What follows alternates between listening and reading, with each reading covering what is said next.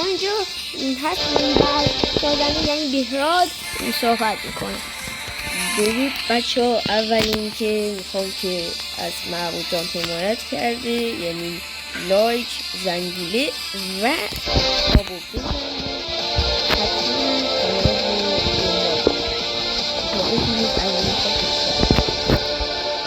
اینجا ما اومدیم از یه چیزی ساختیم که هوا رو بشدید یعنی بیرون رو بشدید.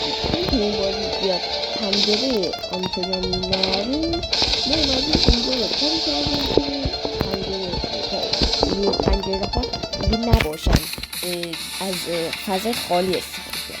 حالا اگه اینجا بریم یک راپله میخوره بازم به طبقه بالا که اینجا رو با کمک کیان و محمود جان کمک کرد. اینجا بیل عادی بود و همه جا رو اوکی کرد و فکر کنم این برم یک چیزی بود، بیل بود که فکر کنم الان دید و بقیه‌شو میسپرم با من.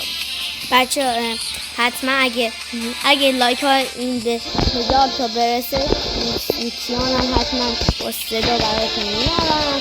اگه هم 700 تا جاب بخوره قیافه جفتشون رو براتون میفرستم، براتون پست میکنم حتما.